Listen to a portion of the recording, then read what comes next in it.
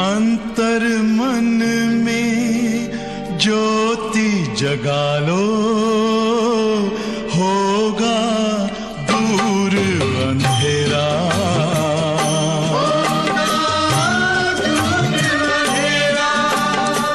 शिव का कर लो ध्यान, आ रहा पावन पुण्य सवेरा।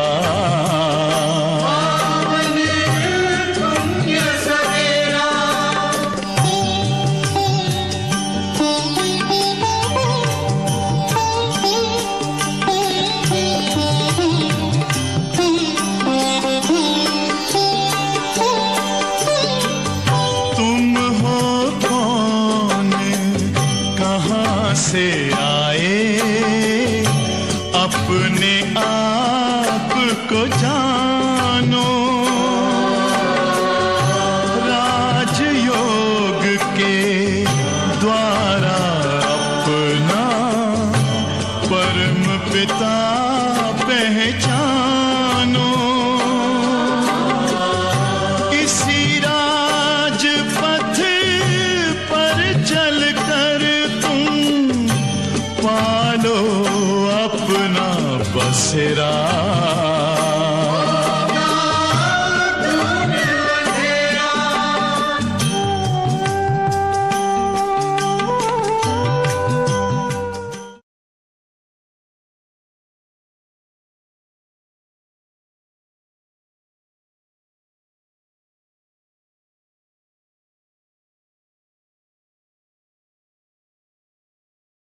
ओम शांति। मुरली की तारीख है 1/8/2021। देखो देखते ही देखते 8वां महीना आरंभ हो गया। वर्ष को पूरा होने में 4-5 मास ही रहे। बहुत जल्दी जल्दी समय आगे बढ़ रहा है। आज रविवार है। अव्यक्त बाप दादा के महावाक्य सुनेंगे। और आज के दिन लोग फ्रेंडशिप डे मनाते हैं। अब हम बच्चों ने फ्रेंड किसको बनाया? अज्ञान काल में सुना था खुदा दोस्त होता है, लेकिन प्रैक्टिकल में बाबा के बच्चों ने बाबा को फ्रेंड बनाया। हमने भी अनुभव किया है, कर भी रहे। ये जो रिश्ता है ना फ्रेंडशिप का, बहुत फायदे वाला है। अज्ञान काल में भी जब आपस में दोस्ती होती है तो कहते हैं कि दोस्त को ही अपने दिल की सभी बातें सुनाई जाती है, मन हल्का होता, एडवाइस मिलती। तो बाबा वैसे तो सर्व संबंध निभाते हैं हम बच्चों से। हम जो भी संबंध में बाबा को याद करते हैं, बाबा हमें उस संबंध की रचना भी देते हैं, मदद भी करते हैं।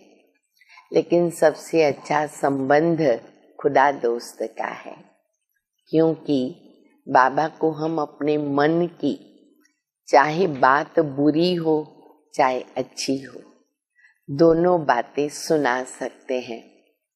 बहुत अच्छा लगता है जब अपना मन हम बाबा के आगे खाली करते।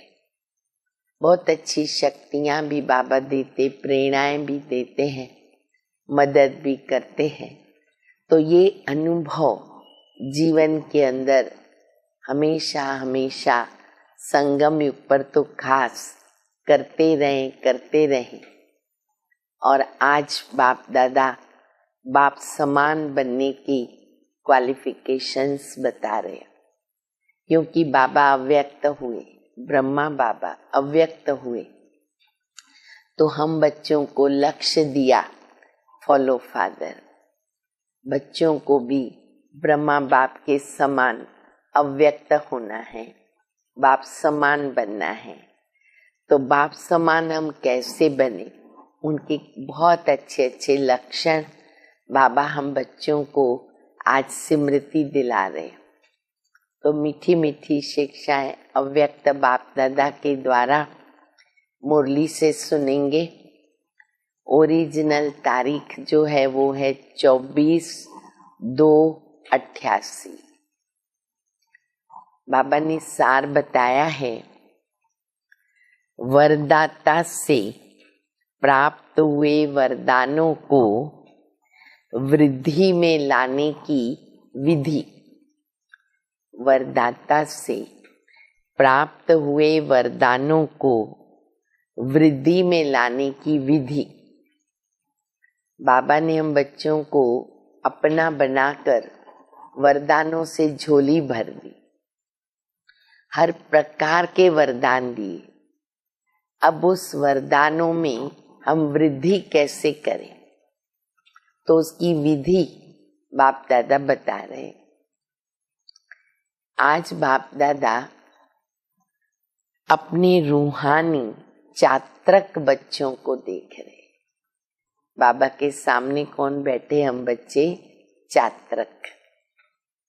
हर एक बच्चा बाप से सुनने के, मिलने के और साथ साथ बाप समान बनने के चात्रक है। जैसे ही बाप दादा आते, गुलजार दादी के रथ में प्रवेश होते, हम बच्चे, हमारे कान सिर्फ वहां रहते, बाबा क्या बता रहे, बाबा क्या शुरुआत कर रहे। फिर बाबा से हम मंगल मिलन कैसे मनाते रहे, चात्रक हो जाते हैं। सुनने से जन्म जन्मांतर की प्यास मिट जाती। इतना बाबा ने सोम रस, ज्ञान रस पिलाया, जो बाबा कहते बच्चे तुम्हारी जन्म जन्मांतर की जो प्यास है ना, वो इस एक संगम युग पर हमारी तृप्त हो जाती, प्यास मिट जाती है। ज्ञान अमृत प्यासी आत्माओं को तृप्त आत्मा बना देते हैं। सुनते सुनते आत्माएं भी बाप समान ज्ञान स्वरूप बन जाती हैं। वा ये कहें, ज्ञान मुरली सुनते सुनते स्वयं भी मुरलीधर बच्चे बन जाते। इतना बाप आप समान बना रहे। बाबा कहते तुम भी मुरलीधर बन जाते हो। बाबा का ज्ञान सुनते सुनते ज्ञान स्वरूप बन जाते हैं। रूहानी मिलन मनाते बाप के स्नेह में समा जाते हैं। मिलन मनाते लवलीन मग्न स्थिति वाले बन जाते। क्या क्या हमारी अनुभूतियां जब बाप दादा सामने आते हैं वो होती है, हम सबको अनुभव है। जो भी अव्यक्त बाप दादा से बारंबार मिले हैं उन सबको ये अनुभूति है जो अभी बाप दादा बता रहे हैं। तो बाबा कहते कैसे रूहानी मिलन मनाते स्नेह में समा जाते हैं, मिलन मनाते लवलीन मग्न स्थिति वाले बन जाते हैं। मिलन मनाते समय एक बाप दूसरा न कोई, इस अनुभूति में समाते हुए रहते हैं। जब बाबा सामने होते हैं कुछ और सूझता नहीं, बस एक मेरा शिव बाबा, वही संसार, बाप दादा ही संसार है, उसमें खोए रहते हैं। और मिलन मनाते निर्विघ्न सदा बाप के संग के रंग में लाल बन जाते हैं। जब ऐसे समाये हुए वासने में लवलीन बन जाते हैं तो हमारी आश क्या रहती है? अब ये सब अनुभव हम कर चुके हैं। तो बाबा कहते उस समय अंदर मन में जो उमंग रहता, आश रहती, लक्ष्य रहता, वो ये रहता है कि बाप समान बने। बस जल्दी जल्दी हम भी ऐसे बाप समान बने। बाप के हर कदम में कदम रखने वाले, यानी बाप समान बनने वाले। जैसे बाप का सदा सर्वशक्तिमान स्वरूप है, ऐसे बच्चे भी सदा मास्टर सर्वशक्तिमान स्वरूप बन जाते हैं। जो बाप का स्वरूप है सदा शक्तिशाली, सदा लाइट, तो ऐसे समान बन जाते हैं। समान बनने की विशेष बातें जानते हो ना? किन किन बातों में बाप समान बनना है? बन रहे हो और बने भी हो, कुछ तो बने हैं ना अपनी परसेंटेज में, और आगे भी बन रहे हैं। जैसे बाप का नाम, बच्चों का भी तो वही नाम है। कौन सा? बहुत सारे हैं।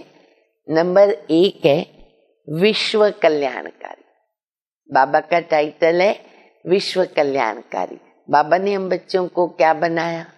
विश्व कल्याणकारी। यही नाम है ना आप सबका।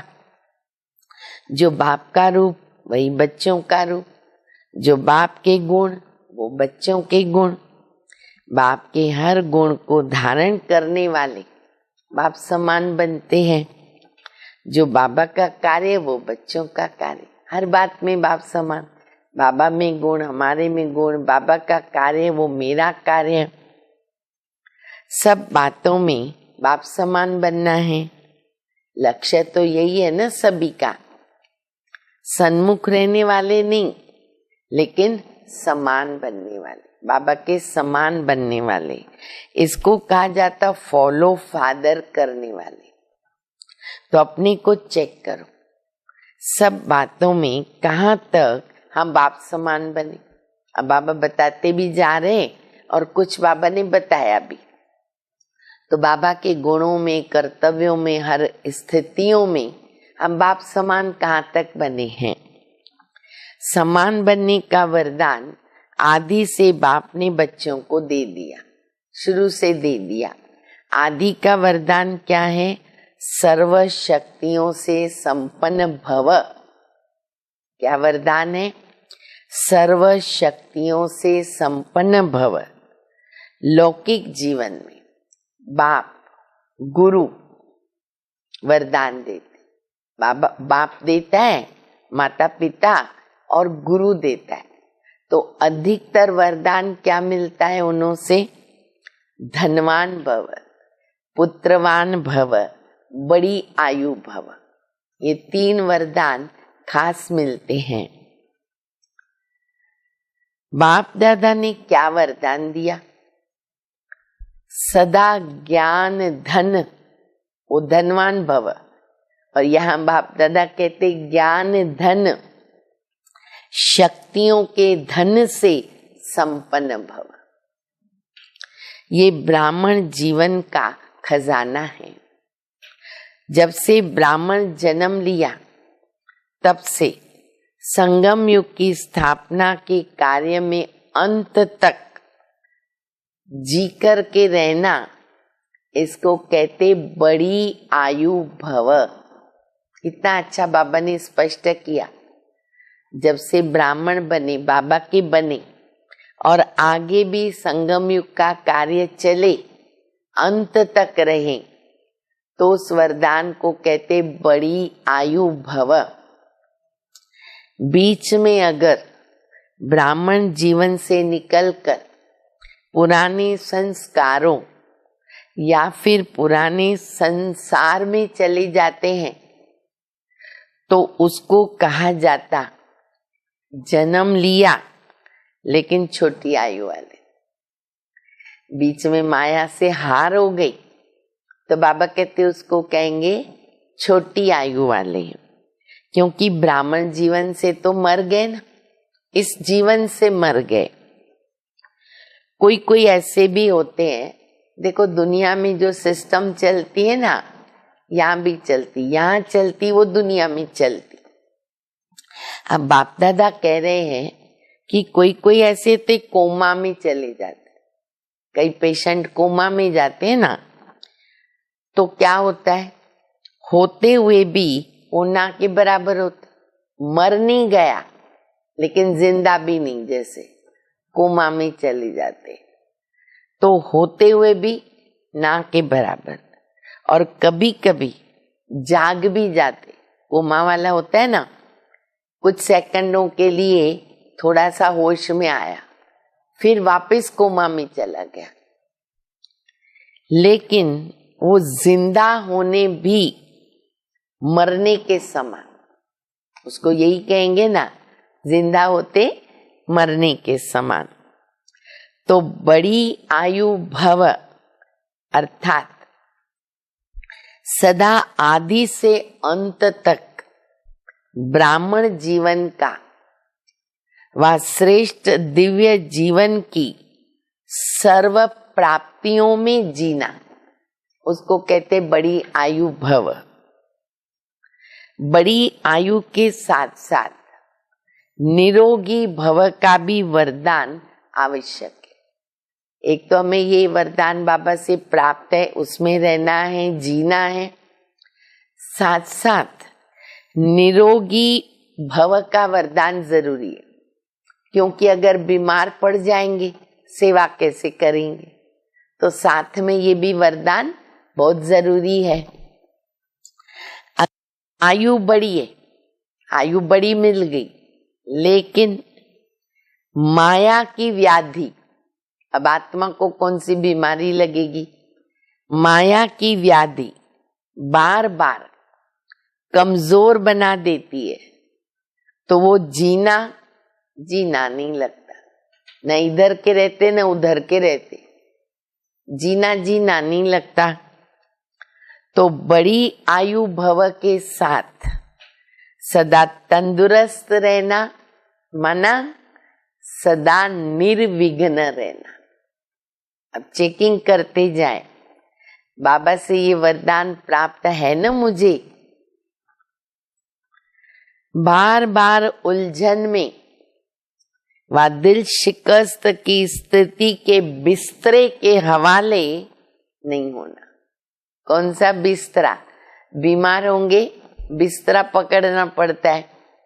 बाबा कहते बार बार उलझन व दिल शिकस्त की स्थिति के बिस्तरे के हवाले नहीं होना है। जो कोई बीमार होता है तो बिस्तरे के हवाले होता है, ज्यादा बीमार होगा बेड पकड़ेगा। छोटी छोटी उलझन चलते फिरते भी खत्म हो जाती। थोड़ा बहुत बीमारी आई, थोड़ा सर्दी वगैरह हो गया, लोग तो उसमें भी सो जाते हैं, पर चलो थोड़ी बहुत बीमारी आई चला भी लेते हैं। लेकिन जब कोई बड़ी समस्या आती है ना, उलझन में आ जाते, दिल शिकस्त बन जाते, तो मन की हालत क्या होती। देखो बाबा कितनी अच्छी कंपैरिजन करके बताते हैं। हम अच्छी तरह अपनी चेकिंग करें, क्योंकि हर एक के सामने माया की व्याधि या विघ्न या परीक्षाएं आती है और आती रहेगी। उसका रास्ता बाबा बता रहे। तो बाबा कहते हैं जब इस प्रकार की बड़ी समस्या आती है, दिल शिकस्त हो जाते, तो मन की हालत क्या होती है बच्चों की, जैसे शरीर बिस्तरे के हवाले होता है तो कोई दिल नहीं होती है ना।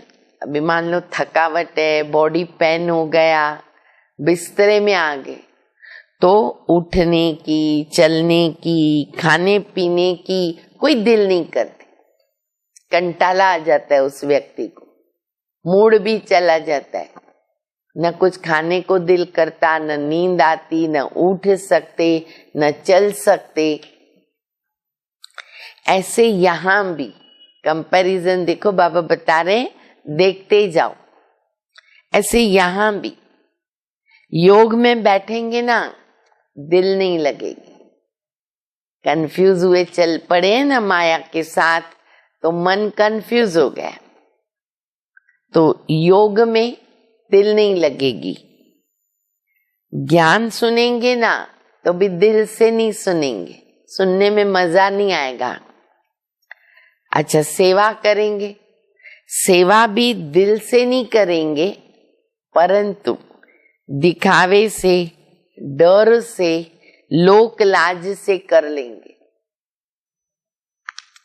तो उसको सदा तंदुरुस्त जीवन तो नहीं कहेंगे।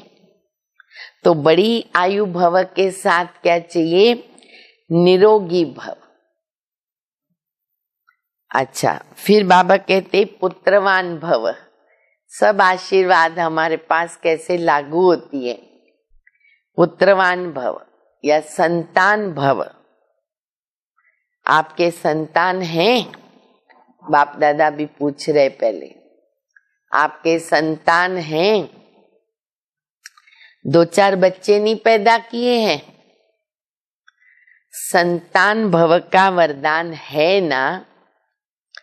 2-4 बच्चों का वरदान नहीं मिलता, लेकिन जब बाप समान मास्टर रचयिता की स्टेज पर स्थित होते ना, तब तो ये सब अपनी रचना लगती।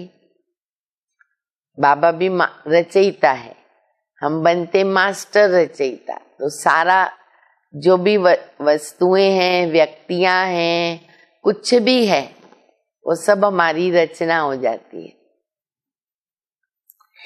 बेहद के मास्टर रचयिता बनना, इसको कहेंगे बेहद का पुत्रवान भव, संतान भव। अब ये वरदान भी चेक करो, हद के नहीं कि जो 2-4 जिज्ञासु हमने बनाया बस ये मेरे हैं, नहीं। मास्टर रचता की स्टेज ये बेहद की स्टेज। किसी भी आत्मा को व प्रकृति के तत्वों को भी अपनी रचना समझना, उनको भी अपनी रचना समझ विश्व कल्याणकारी स्थिति से हर एक के प्रति कल्याण की शुभ भावना और शुभ कामना रहती, तब कहेंगे संतान भव, पुत्रवान भव। 2-4 जिज्ञासु नहीं, सारी जो रचना है हर आत्मा के प्रति शुभ भावना, शुभ कामना, और फिर प्रकृति के लिए भी, तब कहेंगे। बाबा कहते संतान भव का वरदान। रचना की रचता के प्रति यही भावनाएं रहती है। जब बेहद के मास्टर रचयिता बन जाते हो तो कोई हद की आकर्षित नहीं कर पाती है। सदा अपने को कहाँ खड़ा हुआ देखेंगे? जब ये स्थिति बन जाएगी ना, तो सदैव अपने को कहाँ खड़ा हुआ देखेंगे? जैसे वृक्ष का रचता बीज जब वृक्ष की अंतिम स्टेज आती है तो वह बीज क्या होता है? ऊपर आ जाता है ना। ऐसे बेहद के मास्टर रचयिता सदा अपने को इस कल्प वृक्ष के ऊपर खड़ा अनुभव करेंगे। बाप के साथ साथ वृक्ष के ऊपर मास्टर बीज रूप बनकर शक्तियों की, गुणों की, शुभ भावना, शुभ कामना की, स्नेह की, सहयोग की किरणें फैलाएंगे। जैसे सूर्य ऊंचा रहता है तो सारे विश्व में स्वतः ही किरणें फैलाता है। अब सूर्य ऊपर है ना, पूरे विश्व में किरणें फैलाता। ऐसे मास्टर रचयिता व मास्टर बीज रूप बन सारे वृक्ष को किरणें या पानी दे सकते हो। तो कितनी संतान हो गई? सारी विश्व आपकी रचना हो गई। बाबा कहते सारी विश्व तुम्हारी रचना। तो मास्टर रचता भव, इसको कहते पुत्रवान भव। तो कितने वरदान होंगे? इसको कहा जाता बाप समान बनना। जन्मते ही ये सब वरदान हर एक ब्राह्मण आत्मा को बाबा ने दे दिया। वरदान मिले हैं ना, या भी मिलना बाकी है? जब कोई भी वरदान किसको मिलता है तो वरदान के साथ वरदान को कार्य में लगाने की विधि सुनाई जाती है। वरदान तो बाबा ने दे दिए, कोई भी वरदान देता तो उस विधि को अपनाना होता है, उसको वृद्धि में लाने के लिए। अगर वह विधि नहीं अपनाते हैं ना तो वरदान का लाभ नहीं ले सकते। तो वरदान तो सबको मिल गया, लेकिन हर एक वरदान को विधि से वृद्धि को प्राप्त कर सकते। अब वो हमारे ऊपर है कि हम विधि अपनाते हैं तो वो वृद्धि होगी। उसकी वृद्धि को कैसे प्राप्त कर सकते, उसकी विधि सबसे सहज और सबसे श्रेष्ठ यही है, जैसा समय उस प्रमाण वरदान जो है ना हमको स्मृति में आवे। अब जो भी ये वरदान दिए ना बाप दादा ने, जैसी परिस्थिति जैसा समय वो वरदान हमारे स्मृति में आवे, और स्मृति में आने से क्या होगा, समर्थ बन जाएंगे और फिर सिद्धि स्वरूप बन जाएंगे। जितना समय प्रमाण उसको कार्य में लगाएंगे ना उतना वरदान वृद्धि को प्राप्त होता रहेगा, अर्थात सदा वरदान का फल अनुभव करते रहेंगे। विधि बाबा ने बता दी, वरदान को यूज करो, इस्तेमाल करो तो उसकी वृद्धि होती जाएगी। इतने श्रेष्ठ शक्तिशाली वरदान मिले हुए हैं, न सिर्फ अपने प्रति कार्य में लगाए फल प्राप्त कर सकते, लेकिन अन्य आत्माओं को भी वरदाता बाप से वरदान प्राप्त कराने के योग्य बना सकते हो। हम भी आगे बढ़ते जाएं और अन्य आत्माओं को भी आगे बढ़ाते जाएं। ये संगम युग का वरदान 21 जन्म भिन्न रूप से, अलग अलग भिन्न रूप से साथ में रहता है। ये संगम का रूप अलग है और 21 जन्म जो ये वरदान जीवन है ना, वो अपने जीवन के हिसाब में चलता है, लेकिन वरदाता और वरदान प्राप्त होने का समय अभी है। फिर वो अपनी रीति समय अनुसार परिवर्तन होते होते 21 जन्म हमारे साथ रहता है। पुत्रवान भव, धनवान भव, आयुष्यवान भव। तो चेक करो कि सर्व वरदान कार्य में लगाते हम सहज आगे बढ़ रहे हैं। ये वरदान की विशेषता है कि वरदानी को कभी मेहनत नहीं करनी पड़ती। वरदान मिला और फिर भी मेहनत करे तो वरदान का क्या फायदा।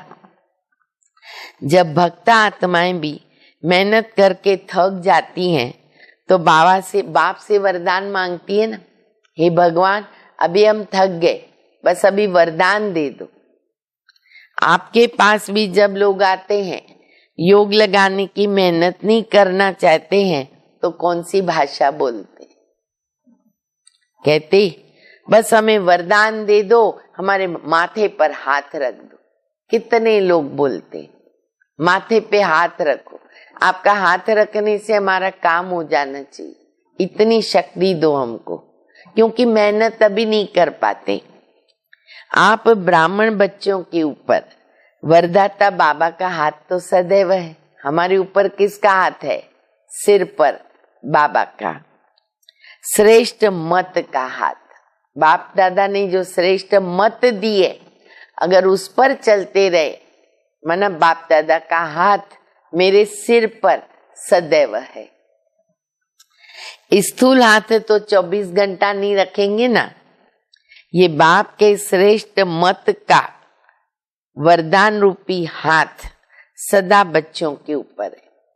अमृत वेले से लेकर रात को सोने तक हर श्वास के लिए, हर संकल्प के लिए, हर कर्म के लिए श्रेष्ठ मत का हाथ है।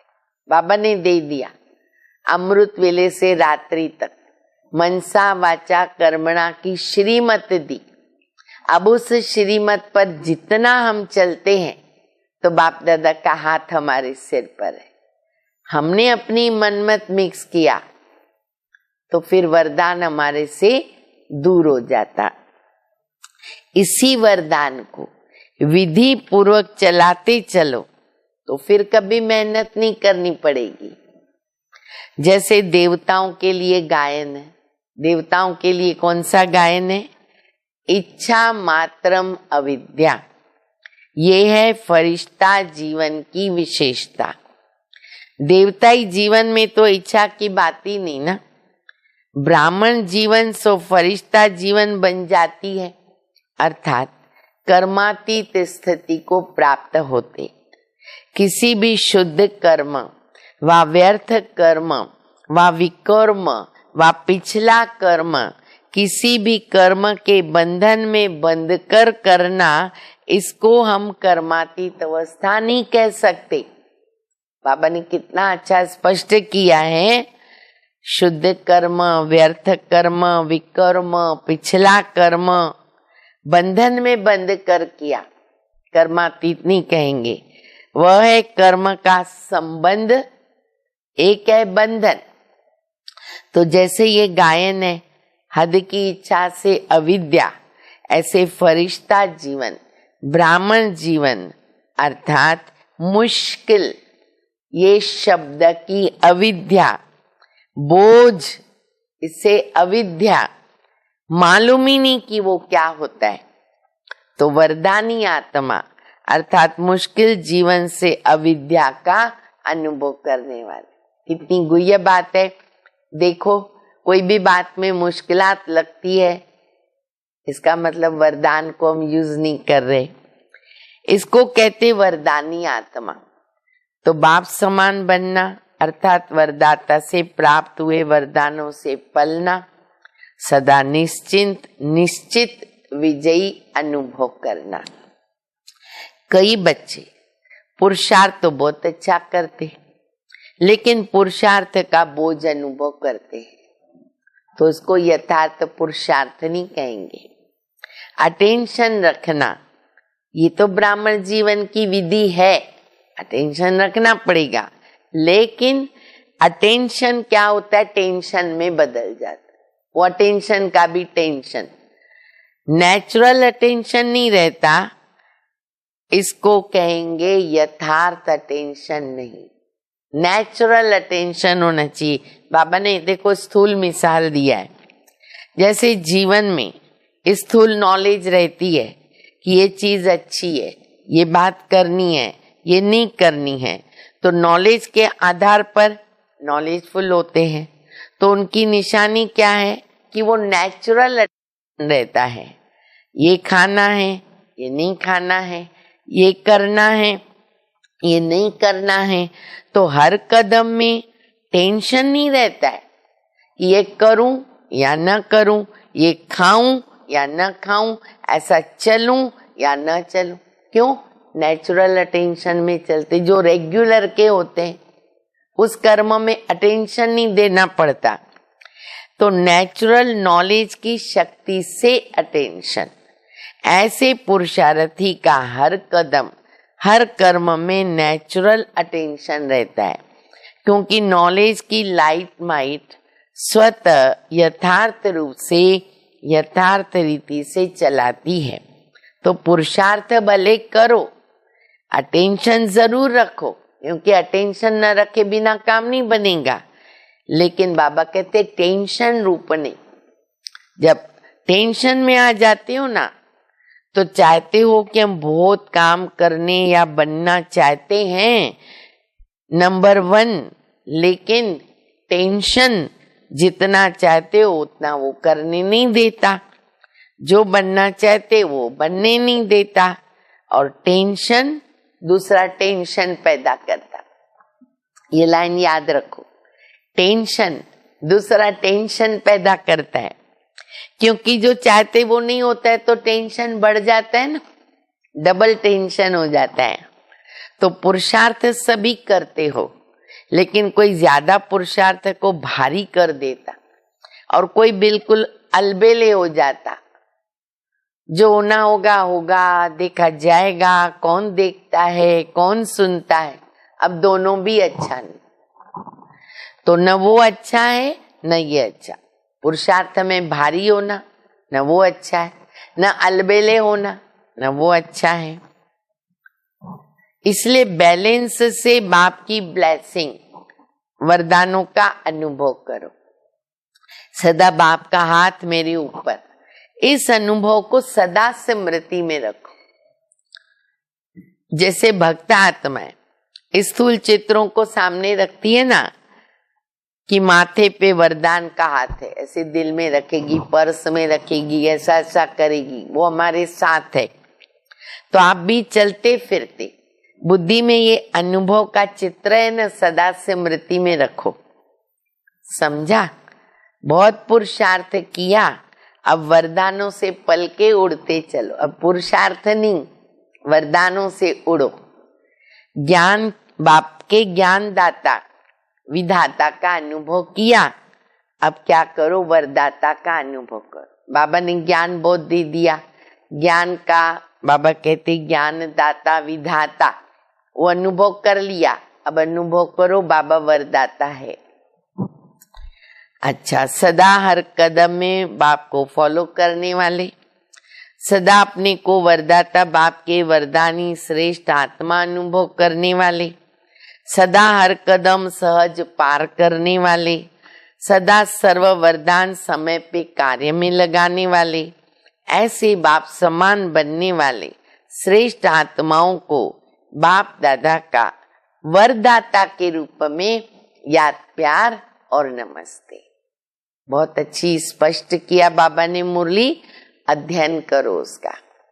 अच्छा, मीठे मीठे बच्चों का, हाँ, मीठे मीठे रूहानी बच्चों का रूहानी बाप को याद, प्यार, गुड मॉर्निंग, और क्या बोलेंगे? हाँ, माता पिता बाप दादा को याद, प्यार, गुड मॉर्निंग और नमस्ते। वरदान है, हद की जिम्मेवारियों को बेहद में परिवर्तन करने वाले स्मृति स्वरूप नष्टो मोहा भव। नष्टो मोहा बनने के लिए सिर्फ अपने स्मृति स्वरूप को परिवर्तन करो। मोह तब आता है जब ये स्मृति रहती है, हम गृहस्थी हैं, हमारा घर, हमारा संबंध। अब इस हद की जिम्मेवारी को बेहद की जिम्मेवारी में परिवर्तन करो। 2-4 बच्चे नहीं, गृहस्थ नहीं, बाबा ने बेहद का बना दिया। बेहद की जिम्मेवारी निभाएंगे तो हद की स्वतः ही पूरी हो जाएगी।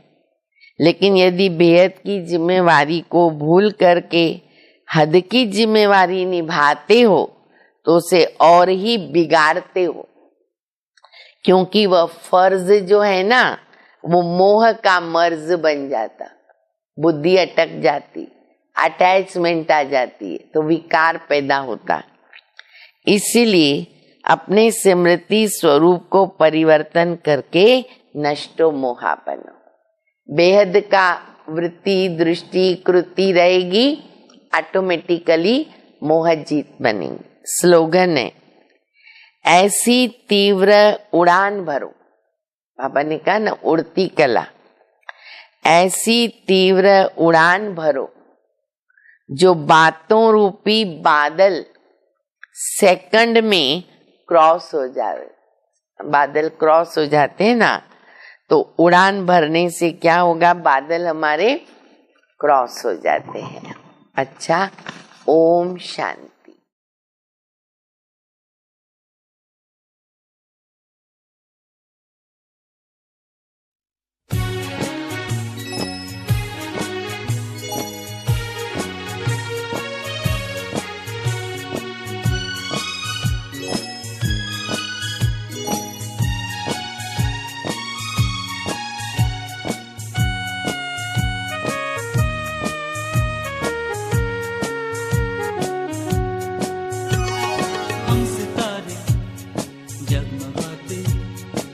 सितारे जगमगाते प्रभु